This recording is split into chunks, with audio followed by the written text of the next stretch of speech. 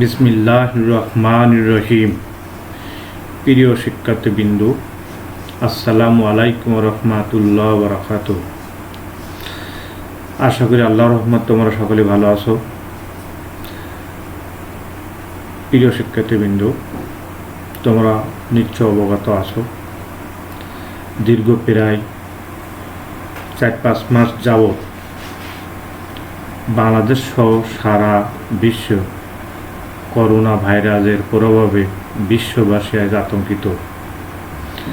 আল্লাহ রাব্বুল আলামিন এই করোনা ভাইরাস থেকে বিশ্বের সকল মানুষকে হেফাজত করুন। প্রিয় শিক্ষার্থীবৃন্দ, যেহেতু করোনা ভাইরাসের কারণে বাংলাদেশ সহ সারা বিশ্বের শিক্ষা প্রতিষ্ঠান বন্ধ আছে, তাই শিক্ষা মন্ত্রণালয়ের নির্দেশনায় ডিআরএম ইউনাইটেড আইডিয়াল কলেজের ব্যবস্থাপনায় ইতিপূর্বে অনলাইন শিক্ষা কার্যক্রম চালু করা হয়েছে। তারই ধারাবাহিকতায় নতুন বর্ষে নতুন শিক্ষাবর্ষ নিয়ে প্রথম বর্ষের ছাত্রছাত্রীদের অনলাইন ক্লাস কার্যক্রম শুরু করা হয়েছে। যেহেতু কলেজে শিক্ষা প্রতিষ্ঠান ক্লাসসমূহ যথাভাবে বন্ধ আছে, তাই তোমাদেরকে শিক্ষা দানের জন্য অনলাইন শিক্ষা কার্যক্রমের মাধ্যমে নতুন করে নতুন বছরে তোমাদেরকে শিক্ষা কার্যক্রম শুরু হয়েছে অনলাইন কার্যক্রমের মাধ্যমে। প্রিয় শিক্ষার্থীবৃন্দ, আশা করি তোমরা ঘরে অবস্থান করবা এবং অনলাইন ক্লাসগুলো যথাভাবে দেখবা, শুনবা, বুঝবা, আর বইয়ের সাথে তাল মিলিয়ে ক্লাসগুলো যথাভাবে দেখবা, শুনবা এবং করবা। তা আমরা এইভাবে প্রত্যেকটা ক্লাস অনলাইনের মাধ্যমে হবে এবং সেগুলো তোমরা যথাভাবে দেখবা। তা শুরু করা যাক অনলাইন ক্লাস কার্যক্রম।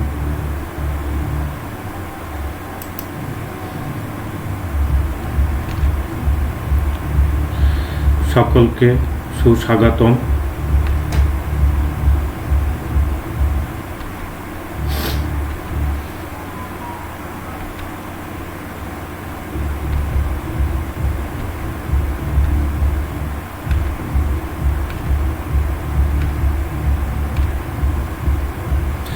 শিক্ষক পরিচিতি আমার ছবি দেওয়া আছে। কাজী আবু নাঈম, প্রভাষক ব্যবস্থাপনা, DRM United ideal college, Ratanpur, Kaliganj, Satkhira. Mobile number 017205499682। Email kajiabunaim@gmail.com।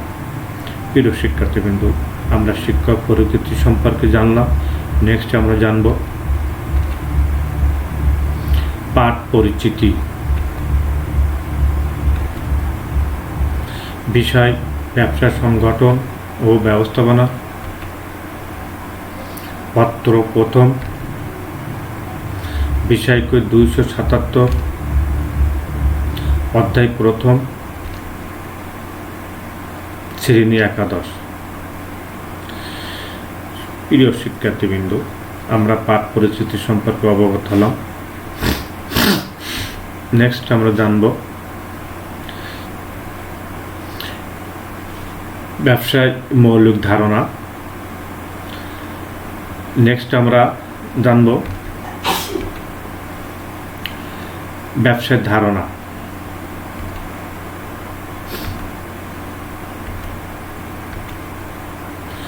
প্রিয় শিক্ষার্থীবৃন্দ, আমরা একটি চুল কাটা ছবি দেখতে পাচ্ছি।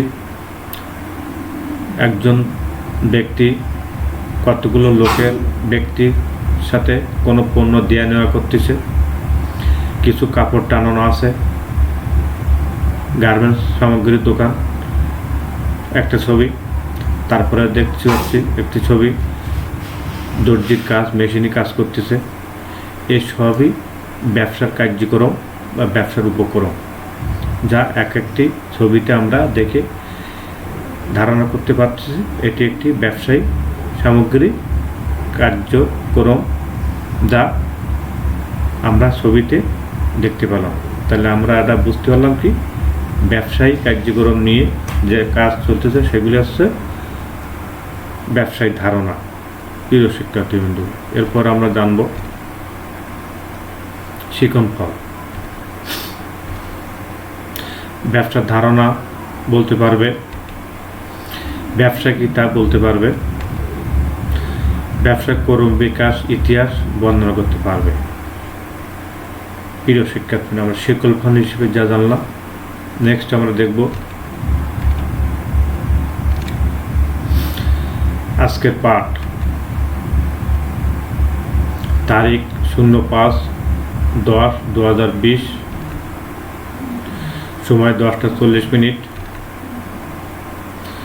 বার সোমবার।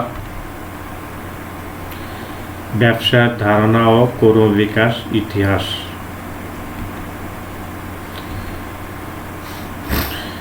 ব্যবসা কি? What is business?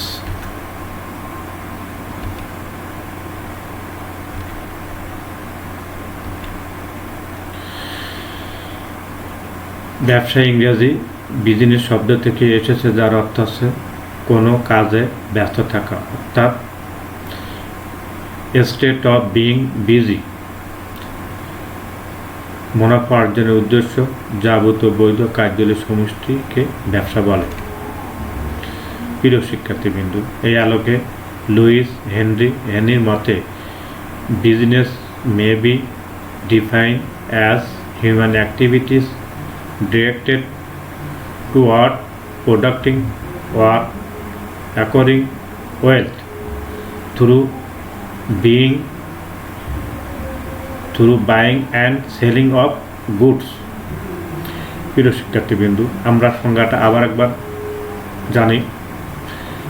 লুইস হেনরির মতে business may be defined as human activities directed toward producing or acquiring wealth through buying and selling of goods, অর্থাৎ পণ্যদ্রব্য ক্রয় বিক্রয়ের মাধ্যমে সম্পদ উৎপাদন বা অর্জনে পরিচালিত মানবীয় কার্যাবলীকে বলে ব্যবসা। আমি একবার বলছি, অর্থাৎ পণ্যদ্রব্য ক্রয় বিক্রয়ের মাধ্যমে সম্পদ উৎপাদন বা অর্জনের পরিচালিত মানবীয় কার্যাবলীকে ব্যবসায় বলে। প্রিয় শিক্ষার্থীবৃন্দ, আমরা এই সংজ্ঞা থেকে দুইটা জিনিস বুঝতে পারতেছি, এক হচ্ছে বৈধ আর একটা হচ্ছে মানবীয় কার্যাবলী। প্রিয় শিক্ষার্থী, বৈধতা বলতে বোঝানো হচ্ছে মুনাফা অর্জনের উদ্দেশ্য নিয়ে মানুষ কোনো না কোনো কাজে ব্যস্ত থাকবে, আর মুনাফা অর্জনের উদ্দেশ্যে অবশ্যই বৈধতা থাকতে হবে, অর্থাৎ আইনগত বাধ্যবাধকতা থাকতে হবে। ব্যবসা মানুষ দুইভাবে করতে পারে মুনাফা অর্জনের উদ্দেশ্যে। একটি হচ্ছে সামাজিক রীতিনীতি, ধর্মীয় বিশ্বাস, আইনের আওতা থেকে বৈধভাবে কাজ করা। আরেকটা হচ্ছে চোরা কারবারি, অবৈধভাবে কাজ করা, সেটাও মুনাফা অর্জন করা, আর এটাও মুনাফা অর্জন করা। তো অবৈধ কোনো কাজ বা কার্যকলাপের কোনো সামাজিক স্বীকৃতি নেই, যেটা বলে চোরা কারবারি, তাই এটা বৈধতা। প্রিয় শিক্ষার্থীবৃন্দ, অপরটি হচ্ছে মানবীয় কার্যাবলী। মানবীয় কার্যাবলী বলতে বোঝানো হচ্ছে মুনাফা অর্জনের উদ্দেশ্য নিয়ে ব্যবসা করতে হবে, অবশ্যই নীতি নৈতিকতা মানদণ্ডের বিচারে ভালো মন্দ সেটা বিচার বিশ্লেষণ করে একজন ব্যবসায়ীকে মানবীয় গুণাবলী প্রয়োগ করতে হবে। ভালো দামে ভালো পণ্য বিক্রয় করতে হবে, খারাপ দামে খারাপ পণ্য বিক্রয় করতে হবে। এই যে ভালো মন্দ নীতি নৈতিকতা বিচার, সেইটা হচ্ছে মানবীয় গুণাবলীর আওতাভুক্ত বিষয়। প্রিয় শিক্ষার্থীবৃন্দ, আমরা ব্যবসা কি তা জানতে পারলাম। নেক্সট আমরা জানব ব্যবসার কর্ম বিকাশ ইতিহাস। Evolution of business.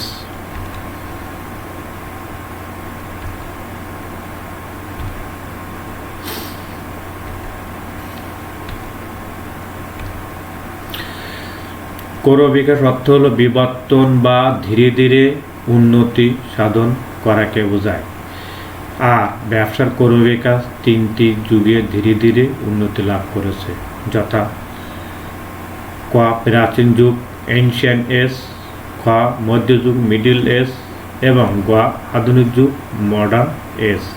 প্রিয় শিক্ষার্থীবৃন্দ, তাহলে ব্যবসার ক্রমবিকাশ ইতিহাসকে আমরা তিনটে ভাগটা জানতে পারলাম: প্রাচীন যুগ, মধ্যযুগ, আধুনিক যুগ। ব্যবসা সেই প্রাচীনকাল থেকে মধ্যযুগে যে উন্নতি লাভ করেছে তা আমরা পর্যায়ক্রমে জানার চেষ্টা করব। নেক্সট,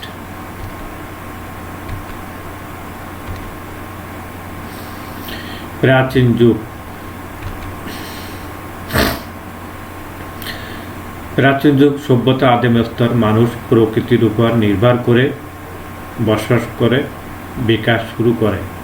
ইয়া 5 ভাগে ভাগ করা, যথা প্রাচীন যুগের যে 5টি ভাগ তা আমরা দেখতে পাচ্ছি: মাছ ধরা, পশুপালন ও কৃষিকাজ, হস্ত শিল্প, পণ্য তৈরি, উৎপাদন ও ভোগকারী উদ্ভাব, প্রত্যক্ষ বিনিময় প্রচার প্রচলন, বিনিময় মাধ্যমের প্রচলন। তাহলে আমরা প্রাচীন যুগে যে ব্যবসার মূল্য সাধন লাভ করেছে তার ভিতরে প্রথম আসছে মাছ ধরা, পশুপালন ও কৃষিকাজ। দ্বিতীয় এসেছে হস্তশিল্পজাত পণ্য তৈরি। তৃতীয় আসছে উৎপাদন ও ভোগকারীর উদ্ভাব। প্রত্যক্ষ বিনিময় প্রথার প্রচলন, বিনিময়ের মাধ্যমে প্রচলন। প্রিয় শিক্ষার্থীবৃন্দ, আমরা প্রাচীন যুগের ব্যবসার ক্রমিক ইতিহাসটা আমরা জানলাম। এরপরে আমরা দেখব এর ধারাবাহিকতা কি দেখা যাচ্ছে।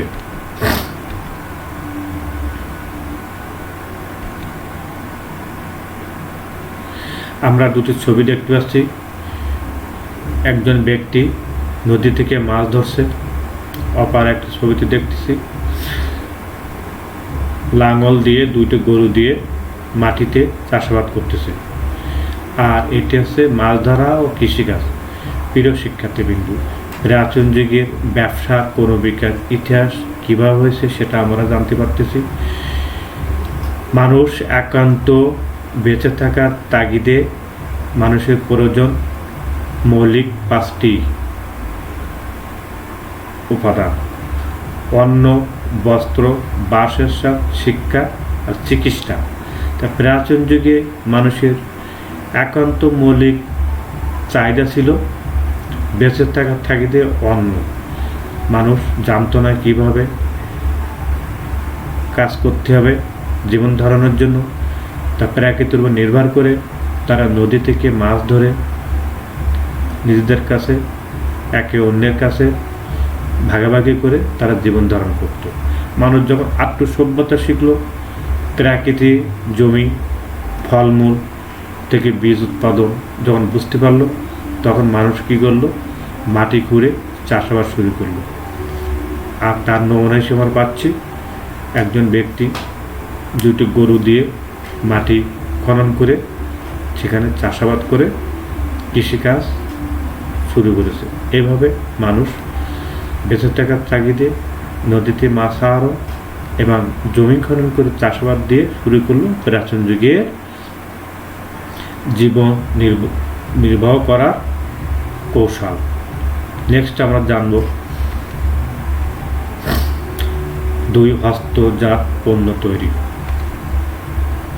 প্রিয় শিক্ষার্থীবৃন্দ, আমরা চিত্রের মধ্যে দেখতে পাচ্ছি একজন ব্যক্তি তার প্রয়োজন আসবাবপত্র হস্তজাত শিল্পের মাধ্যমে তৈরি করতেছে। যেমন কোনো ব্যক্তি তার লজ্জাস্থান আবরণ করার জন্য যেমন কাপড় লাগে, তেমনি বেঁচে থাকার তাগিদে যেমন অন্ন লাগে, কেউ না কেউ কোনো না কোনো পেশায় থেকে তাদের প্রয়োজনীয় দ্রব্য সামগ্রী তৈরি করতেছে।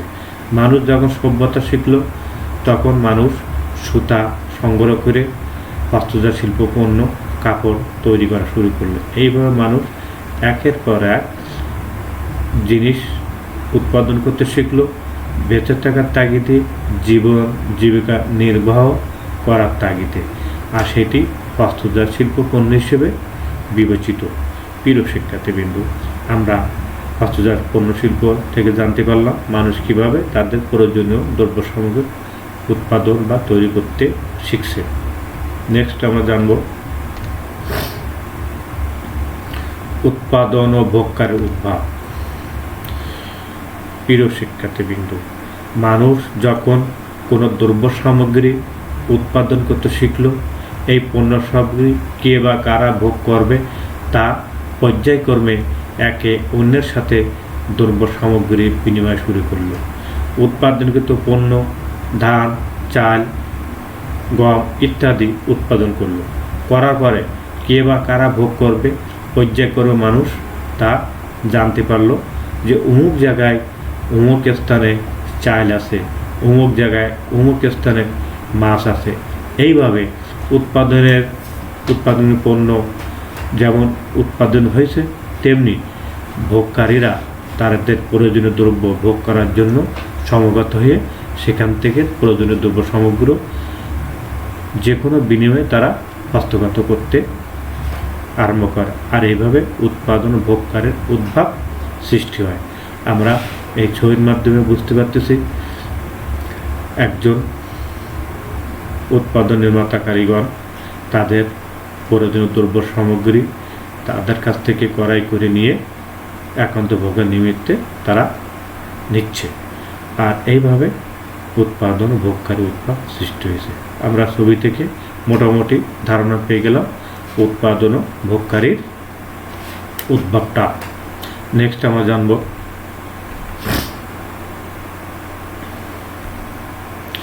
প্রত্যক্ষ বিনিময় প্রথা।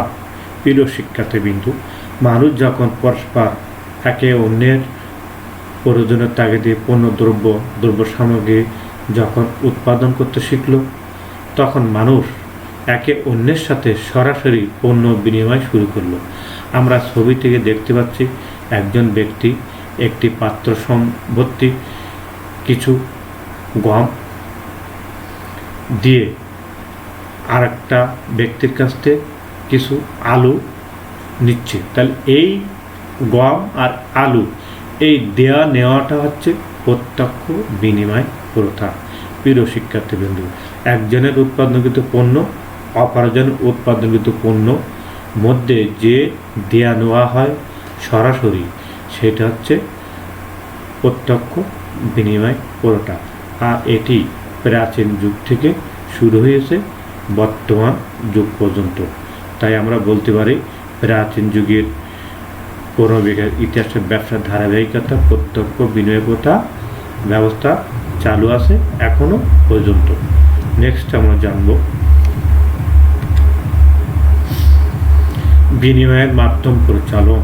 প্রিয় শিক্ষার্থীবৃন্দ, বিনিময়ের মাধ্যম পরিচালন হিসেবে আমরা জানি যখন মানুষ এই প্রত্যক্ষ দ্রব্য বিনিময় প্রথা এর থেকে বেরিয়ে আসার জন্য মানুষ স্বর্ণ পদার্থ, ধাতব পদার্থ বা মূল্যবান সামগ্রী ইত্যাদি দিয়ে মানুষ একটা নির্দিষ্ট মান নির্ধারণ করে তার বিনিময়ে পণ্য বা পণ্য সামগ্রী বিনিময় করে। এর মাধ্যমে অর্থের প্রচলন বা স্বর্ণ মুদ্রা বা ধাতব মুদ্রা প্রচলন আমরা ছবিতে দেখি। বিনিময়ের মাধ্যম হিসেবে আমরা এখানে দেখতে পাচ্ছি 500 টাকার নোট, 1000 টাকার নোট বা এই স্বর্ণ মুদ্রা বা ধাতব মুদ্রা আমরা দেখতে পাচ্ছি। টাকার উপরে ধান্য মুদ্রা, একটা মুদ্রা, একটা মুদ্রা, এই 500 টাকার নোট, এই 1000 টাকার ইত্যাদি ইত্যাদি। এখানে বিনিময়ের মাধ্যম হিসেবে আমাদেরকে দেখানো হচ্ছে যে আমি এক বস্তা ধান ক্রয় করব 500 টাকার বিনিময়ে, বা আমি এক বস্তা চাউল ক্রয় করব 5টি বা 10টি রূপো মুদ্রা বিনিময়। এইভাবে আমাদের বিনিময়ের মাধ্যম প্রথা চালু করা হয়েছে। প্রিয় শিক্ষার্থীবৃন্দ, তাহলে আমরা বিনিময়ের মাধ্যম হিসেবে জানতে পারলাম। নেক্সট আমরা জানব মধ্যযুগের মানুষের সমাজবদ্ধ বসবাস করা। এরপর আমরা যেটা জানতে পারতেছি মধ্যযুগ, এই যুগে মানুষ সমাজবদ্ধই বসবাস করতে শুরু করে, আর ইয়া 5 প্রকার। মধ্যযুগ, বাজার ও শহরের উৎপত্তি, অর্থ বা মুদ্রা বাজারের প্রচলন, উপনিবেশ সৃষ্টি, অংশীদারি ব্যবসার উৎপত্তি, একচেটিয়া উৎপাদন বা নিয়ন্ত্রণ বাজার। তাহলে আমরা মধ্যযুগী ব্যবসার কোনো ইতিহাস আমরা জানতে পারছি। বাজার ও শহরের উৎপত্তি, অর্থ বা মুদ্রা বাজারের প্রচলন, উপনিবেশ সৃষ্টি, অংশীদারি ব্যবসা উদ্ভব, একচেটিয়া ও উৎপাদক নিয়ন্ত্রণ বাজার। প্রিয় শিক্ষার্থীবৃন্দ, মানুষ যখন সভ্যতা অনেক উন্নতি লাভ করে তখন মানুষ উৎপাদিত পণ্য কোথায় কীভাবে বিক্রি করবে বাজার সৃষ্টি। আর বাজার হওয়ার সাথে সাথে বিভিন্ন এলাকার লোকজন যখন এসে অবস্থান করতে লাগে তখন আস্তে আস্তে গ্রাম থেকে শহর, শহর থেকে আস্তে আস্তে এলাকা উন্নতি হওয়ার সাথে সাথে বিস্তৃত এলাকা নিয়ে গাড়ি, ভৌত অবকাঠামো ইত্যাদির মাধ্যমে বাজার ও শহরের উৎপত্তি শুরু হয়ে যায়। তা আমরা নেক্সট আমরা ছবির মাধ্যমে দেখব বাজার শহরের উৎপত্তি। প্রিয় শিক্ষার্থীবৃন্দু, আমরা যে শহরটি দেখতে পাচ্ছি এটা বিস্তীর্ণ এলাকা জুড়ে বহু ঘর, বহু বাড়ি এবং বিভিন্ন দোকান, রাস্তাঘাট ইত্যাদি দেখা যাচ্ছে। আর এটি উৎপাদনকারী উৎপাদিত পণ্য বাজারে বিক্রি করার জন্য শহর থেকে শহরতলি এভাবে বিস্তৃত উৎপত্তি লাভ করে বাজার ও শহরের। প্রিয় শিক্ষার্থীবৃন্দু, এরপরে আমরা যেটা দেখব তা হলো উপনিবেশ সৃষ্টি। উপনিবেশ, এক দেশের মানুষ অন্য দেশের ভৌগোলিক সীমারেখার ভিতরে ব্যবসা বাণিজ্য করার জন্য যে আস্তানা গেড়ে অবস্থান করে সেটি হচ্ছে উপনিবেশ। আর এই উপনিবেশের মাধ্যমে আস্তে আস্তে বিদেশিদের শাসন ক্ষমতার ভার নিয়ে নেয় সেই দেশের জনগণের। তাহলে উপনিবেশটা আমরা কি বলতে পারছি, ব্যবসায়িক প্রয়োজনে এক দেশের মানুষ অন্য দেশে অবস্থান করে আস্তানা গেড়ে তাদের ব্যবসায়িক কার্যক্রম পরিচালনা নিয়ন্ত্রণ করে। আস্তে আস্তে সেই দেশের শাসনভার ক্ষমতা তারা পর্যায়ক্রমে নিয়ে তাদের উপরে শাসন এবং শোষণ করে। এই আলোকে আমরা দেখতে পাচ্ছি ইস্ট ইন্ডিয়া কোম্পানি সেটা উপনিবেশ হিসাবে তাদেরকে ব্যবসা বাণিজ্য কার্যক্রম পরিচালনা নিয়ন্ত্রণ করে আসছে। নেক্সট আমরা জানব অর্থের প্রচলন।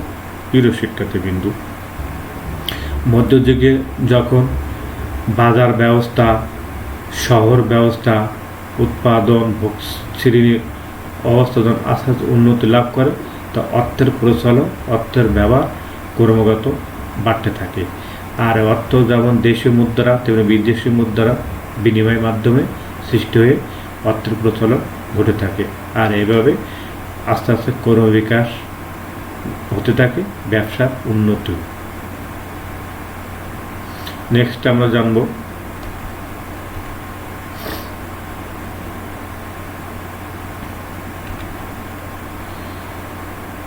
আধুনিক যুগ।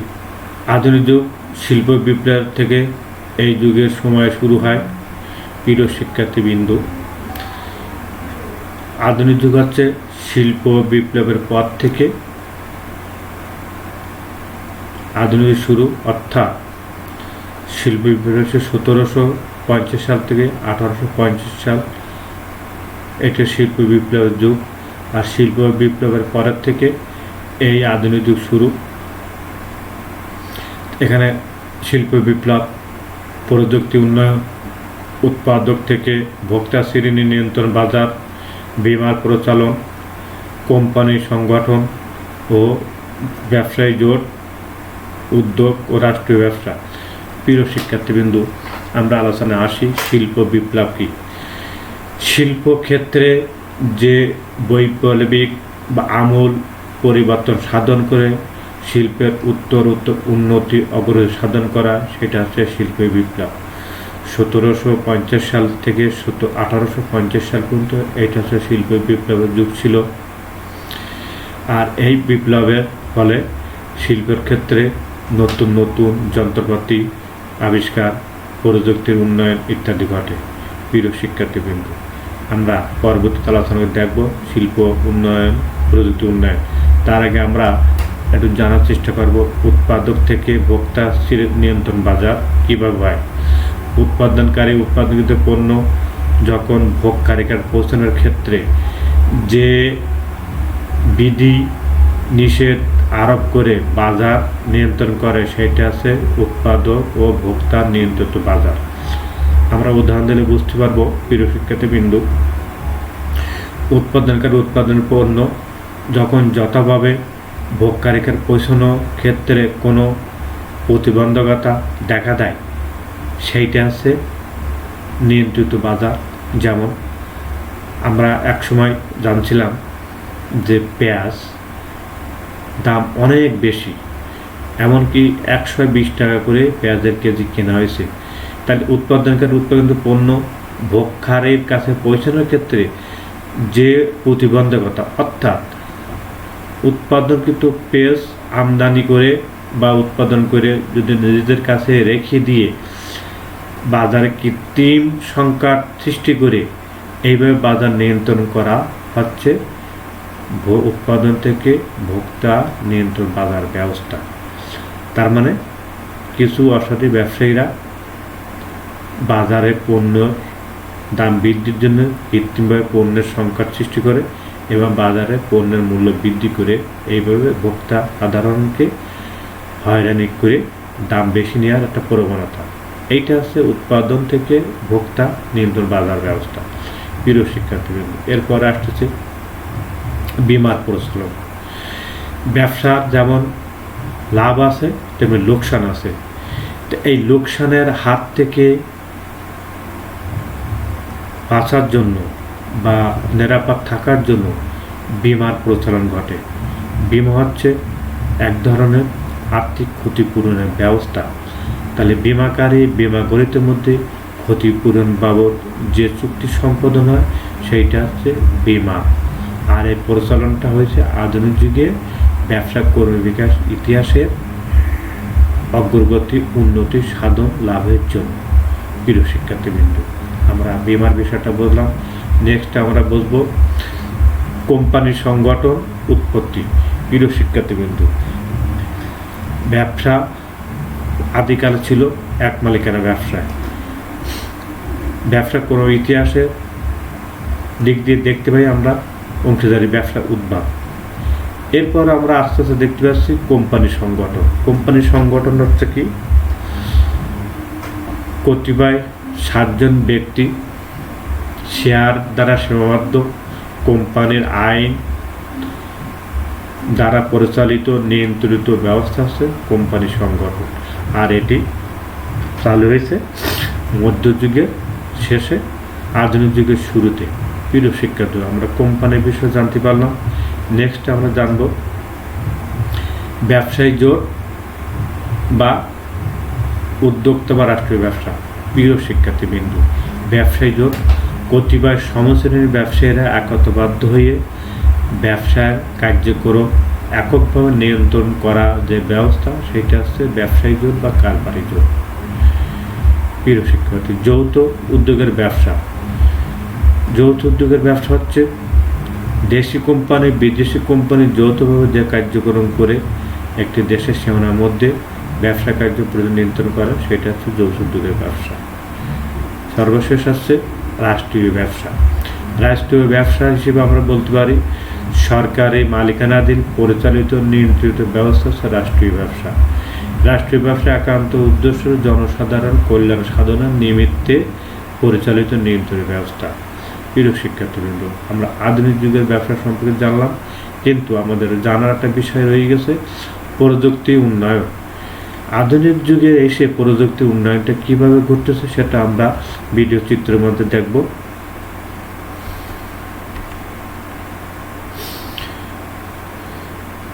Spinning mule.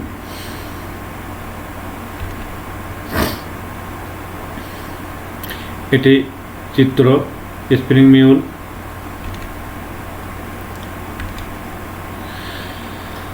1750 সাল থেকে 1850 সাল এই সময়কে শিল্প বিপ্লবের যুগ ধরা হয়।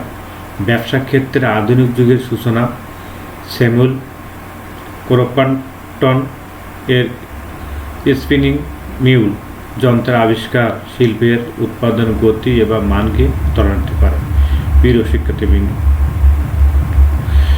1750 সাল থেকে 1850 সাল পর্যন্ত এই সময়কে শিল্প বিপ্লবের যুগ হিসেবে ধরা হয়। ব্যবসা ক্ষেত্রে আধুনিক যুগের সূচনা স্যামুয়েল ক্রম্পটন স্পিনিং মিউল যন্ত্র আবিষ্কারে শিল্পের উৎপাদনের গতি এবং মানকে নিয়ন্ত্রণ করে। তাহলে আমরা শিল্পের যে অগ্রগতি হয়েছে এই যন্ত্র আবিষ্কারের মাধ্যমে। নেক্সট আমরা জানব বাষ্প ইঞ্জিন। আমরা যে ছবিটা দেখছি জেমস ওয়াটের একটা বাষ্প ইঞ্জিন।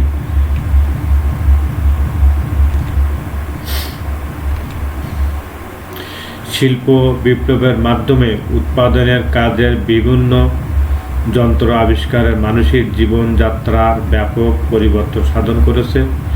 জেমস ওয়াটের বাষ্প ইঞ্জিন তার প্রমাণ। এভাবে আধুনিক যুগে অনেক যন্ত্র আবিষ্কার হয়েছে যা ব্যবসা গতিশীল করেছে। প্রিয় শিক্ষার্থীবৃন্দ, শিল্প বিপ্লবের মাধ্যমে উৎপাদনের কাজ বিভিন্নভাবে আবিষ্কারের যন্ত্রের জীবনযাত্রার মান ব্যাপক পরিবর্তন সাধন করেছে। জেমস ওয়াটের বাষ্প ইঞ্জিন তার প্রমাণ। এভাবে আধুনিক যুগে যন্ত্রের আবিষ্কার হয়েছে যা ব্যবসা গতিশীল করেছে। প্রিয় শিক্ষার্থীবৃন্দ, তাহলে আমরা শিল্প বিপ্লবের পরে আধুনিক যুগে যে নতুন নতুন যন্ত্রপাতি আবিষ্কার হয়েছে যা আধুনিক যুগে যাত্রা শুরু করেছে ব্যবসার ক্ষেত্রে। প্রিয় শিক্ষার্থী, নেক্সট আমরা জানব প্রযুক্তির উন্নয়ন। প্রযুক্তির উন্নয়ন কীভাবে ঘটেছে সেটা আমাদের জানার আগে আমাদের জানতে হবে প্রযুক্তিতে কী। প্রযুক্তি হচ্ছে শিল্পক্ষেত্রে যে কলাকৌশল ব্যবহার করে শিল্পের উত্তরোত্তর উন্নতি সাধন করা হয় সেটা হচ্ছে প্রযুক্তি। প্রযুক্তি থেমে থাকেনি, উত্তরোত্তর উন্নতি সাধন করেছে, তা আমরা দেখব।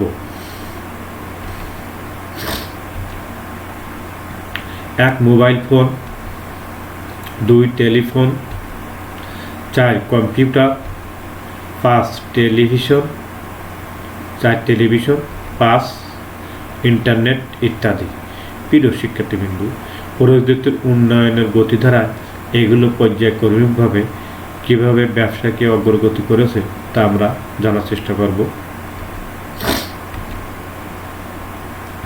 Mobile phone.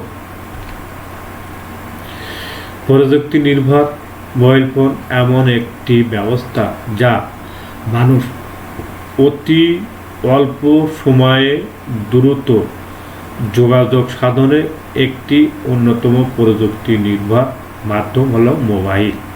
প্রিয় শিক্ষার্থীবৃন্দ, আমরা নিশ্চয়ই জানি করোনা ভাইরাসের হওয়ার আগে হঠাৎ করে আমাদের মাঝে লবণের দাম বেড়ে যায়।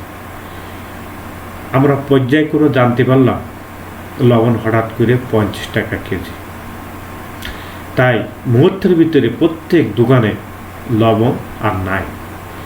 অসাধু ব্যবসায়ীরা কম দামে লবণ মজুত করে বেশি দামে বিক্রি করার উদ্দেশ্যে এই কার্যক্রম শুরু করে। আর এটি মোবাইল ফোনের মাধ্যমে দেশের এক প্রান্ত থেকে অপর প্রান্তে মুহূর্তের মধ্যে চলে যায়। আর সেই মাধ্যম হলো মোবাইল। তাই ব্যবসা জগতের অতি দ্রুত স্বল্প সময় স্বল্প খরচে তথ্য আদান প্রদান করার একটি অন্যতম মাধ্যম হচ্ছে মোবাইল ফোন, যা প্রযুক্তি নির্ভরের একটি অন্যতম দিক। এটা আধুনিক যুগে ব্যবসা কর্ম ইতিহাসের একটি অন্যতম মাধ্যম। প্রিয় শিক্ষার্থীবৃন্দ, মোবাইল ফোনের মাধ্যমে আমরা প্রতিনিয়ত পণ্যের মান, পণ্যের দর, পণ্য সম্পর্কে অবগত হতে পারি। নেক্সট আমরা জানব টেলিফোন টেলিফোন এমন একটি মাধ্যম যা মোবাইল ফোনের আগে আবিষ্কার হয়েছে। এটি তারে সংযোগে এক জায়গার খবর অন্য জায়গায় স্থানান্তর করা হয়। এটি ছিল সরকার পরিচালিত একটি ব্যবস্থা। প্রয়োজনীয় কথা বলার জন্য সরকারের নির্দিষ্ট টেলিফোন স্টেশনে যেয়ে তাদের প্রয়োজনীয় কথা টেলিফোনের মাধ্যমে আদান প্রদান করতে হয়। আর এটি তারযুক্ত যোগাযোগ ব্যবস্থার মাধ্যম। এটি পরিচালক আছে, কিন্তু অনেকটা কম হয়ে গেছে মোবাইল ফোনের কারণে। প্রিয় শিক্ষার্থীবৃন্দ, আমরা টেলিফোন সম্পর্কে ধারণা লাভ করলাম। নেক্সট আমরা জানব টেলিভিশন। টেলিভিশন হলো এমন একটি দূরদর্শন যন্ত্র যা আমরা একসাথে তথ্য শুনতে পারি, তথ্য দেখতে পারি। দুটো জিনিস আমরা একসাথে কাজ করতে পারি। যেমন পেঁয়াজের দাম বর্ধিত দামে বিক্রি হচ্ছিল, তেমনি লবণও বর্ধিত দামে বিক্রি হচ্ছিল। আমরা টেলিভিশনের মাধ্যমে দেখতে পেলাম অসাধু ব্যবসায়ীদের কীভাবে প্রশাসনিকভাবে তাদেরকে শাস্তি দানের ব্যবস্থা করতেছে, মজুদ পণ্য কীভাবে মজুদদার এর ব্যবস্থা প্রশাসনিকভাবে হচ্ছে, তাদেরকে কীভাবে শাস্তি দিচ্ছে ইত্যাদি আমরা এই টেলিভিশনের মাধ্যমে দেখতে পাচ্ছি, শুনতে পাচ্ছি। তাহলে যোগাযোগের মাধ্যম হিসেবে ব্যবসা করার ইতিহাস টেলিভিশন একটি গুরুত্বপূর্ণ যোগাযোগ মাধ্যম, যা আমরা একসাথে দেখতেও পাচ্ছি, শুনতেও পাচ্ছি। প্রয়োজনীয় পণ্য সম্পর্কে তথ্য ধারণা আমরা দুইটা একসাথে পেয়ে যাচ্ছি। আর এটি ব্যবসায় যোগাযোগের ক্ষেত্রে, ব্যবসা করার ইতিহাস ক্ষেত্রে আধুনিক যুগের অন্যতম একটি মাধ্যম টেলিভিশন। প্রিয় শিক্ষার্থীবৃন্দু, নেক্সট আমরা জানব কম্পিউটার। আধুনিক যুগের একটা বিস্ময়কর আবিষ্কার হচ্ছে কম্পিউটার। কম্পিউটার এমন একটি যোগাযোগ ব্যবস্থা, ব্যবসা ক্ষেত্রে এমন কোনো জায়গা নেই যেখানে কম্পিউটারের পরিচালক বা কম্পিউটারের ব্যবহার দেখা যায় না। কম্পিউটারের মাধ্যমে যাবতীয় তথ্য, উপাত্ত, ডাটা আমরা মুহূর্তের মধ্যে এক স্থান থেকে অন্য স্থানে যেমন প্রেরণ করতে পারি, তেমনি প্রয়োজনীয় তথ্য আমরা এখানে সংরক্ষণ করে প্রয়োজনীয় কার্যক্রম ব্যবস্থা করতে পারি। কম্পিউটার যেমন আমাদের বৈবাহিক সম্পর্ক, দৈনিক কার্যক্রম এবং ব্যবসায় লেনদেন ইত্যাদি কম্পিউটারের মাধ্যমে আমরা সংরক্ষণ রাখতে পারি, তেমনি তথ্য আদান প্রদানও করতে পারি। প্রিয় শিক্ষার্থী, কম্পিউটার আধুনিক যুগের একটি বিস্ময়কর আবিষ্কার। নেক্সট আমরা জানব ইন্টারনেট। ইন্টারনেট হলো এমন একটি যোগাযোগ ব্যবস্থা, ইলেকট্রনিক পদ্ধতি ব্যবহার করে এক প্রান্তের থেকে অপর প্রান্তের বিশ্বের যে কোনো খবর মুহূর্তের মধ্যে আমরা তথ্য আদান প্রদান করতে পারি। আর এই ইন্টারনেটের মাধ্যমে ব্যবসায়ী যাবতীয় কার্যক্রম আমরা করে থাকি। আমাদের উৎপাদনকৃত পণ্য স্বল্প খরচে অতি দ্রুত সময় ক্রেতা সাধারণ অবগত করাতে পারি এবং তাদের চাহিদা মতো পণ্য নেটের মাধ্যমে ওয়েবসাইটে ঢুকে প্রয়োজনীয় তথ্য উপাত্ত নিয়ে সেই পণ্য সম্পর্কে অবগত হতে পারে। ইন্টারনেট প্রযুক্তি এমন একটি ব্যবস্থা যা আধুনিক যুগে ব্যবসার ক্ষেত্রে একটি অন্যতম মাধ্যম, যা কল্পনা করা যায় না যে এত দ্রুত অল্প সময়ে এক দেশের খবর অপর দেশে মুহূর্তের মধ্যে পৌঁছে দেওয়া যায়। আর এটি ইন্টারনেট প্রযুক্তি ব্যবহারের একটি অন্যতম মাধ্যম। প্রিয় শিক্ষার্থীবৃন্দ, আমরা এই পর্যন্ত ব্যবসা কর্মের ইতিহাস সম্পর্কে যেটুকু জানলাম সেটা ভালো করে জানার চেষ্টা করব, বোঝার চেষ্টা করব। পরবর্তীতে আমরা দেখব মূল্যায়ন, এভুলেশন। প্রিয় শিক্ষার্থীবৃন্দ, এখানে দুটো প্রশ্ন আছে, ব্যবসায় কেন করা হয়, ব্যবসায় মধ্যযুগের বর্ণনা করো। প্রিয় শিক্ষার্থীবৃন্দ, এই প্রশ্ন দুটো আশা করি তোমরা করতে পারবে। তারপরও আমি বলে দিচ্ছি ব্যবসা কেন করা হয়। ব্যবসা হলো মুনাফা অর্জনের উদ্দেশ্যে যাবত বৈধ কার্যাবলীর সমষ্টি হচ্ছে ব্যবসা। আর মুনাফা লাভ করার জন্য ব্যবসা করা হয়। প্রিয় শিক্ষার্থীবৃন্দ, ব্যবসা করার জন্য আমাদের দরকার একটি বৈধ লাইসেন্স।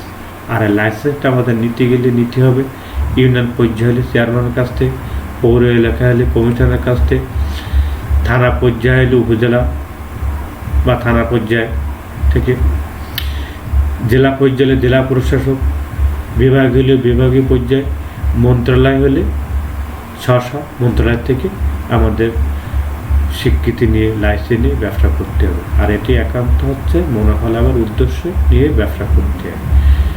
নেক্সট আমরা দ্বিতীয় প্রশ্নটা জানব, মধ্যযুগের ব্যবসা সম্পর্কে বন্ধ করো।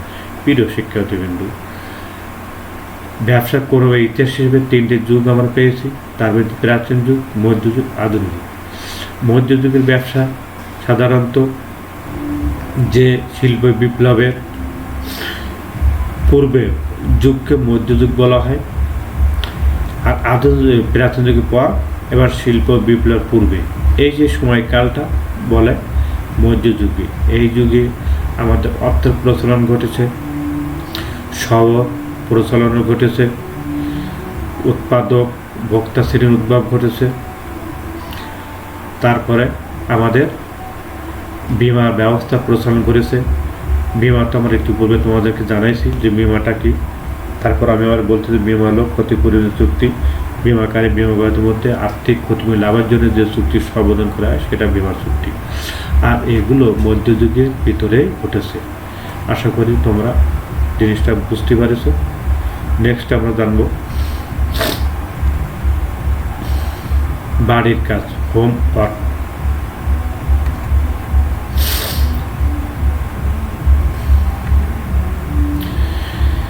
শিল্পের আওতা সমূহ কি, ব্যবসার সামাজিক গুরুত্ব কি কি। প্রিয় শিক্ষার্থীবৃন্দ, আগামী দিনের জন্য তোমাদের কাছে এই দুইটা প্রশ্ন আমি দিলাম, তোমরা বাড়িতে করার চেষ্টা করবা।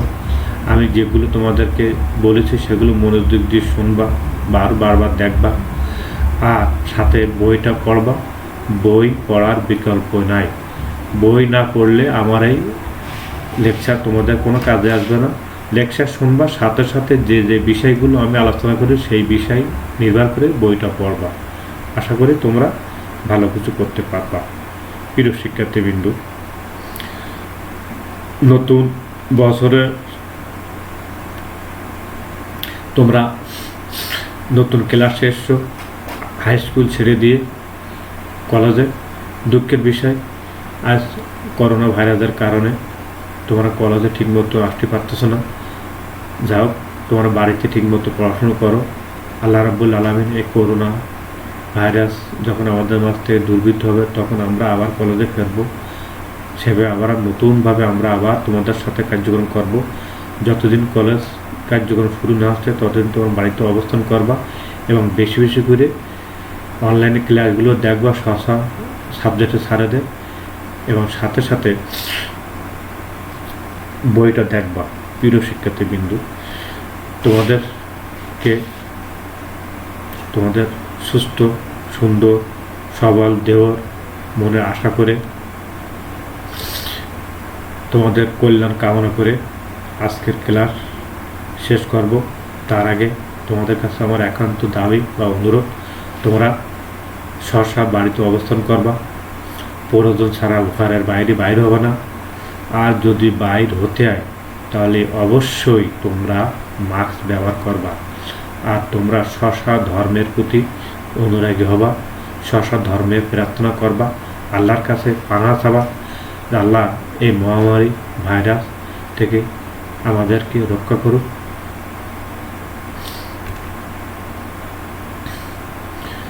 সহায়ক বই হিসেবে আমি তোমাদেরকে বলছি বুকস, রেফারেন্স বুক ব্যবসা সংগঠন ও ব্যবস্থাপনা প্রথম পত্র, business organization and management part, first part, অক্ষরপত্র প্রকাশনী, লেখকের নাম মোহাম্মদ শরফুল ইসলাম ও হযরত আলী। 2 দি যমুনা পাবলিশার্স, লেখকের নাম Mohammad Khaliquzzaman. 3 lecture publication link, লেখকের নাম ডক্টর বিপ্লব কুমার মজুমদার। এই হচ্ছে আমাদের বইয়ের তালিকা। এখান থেকে তোমার যে বইটা মন চায় সেই বইটা ক্রয় করবা। আশা করি বই তিনটাই ভালো, যেটা মন চায় সেটা ক্রয় করো।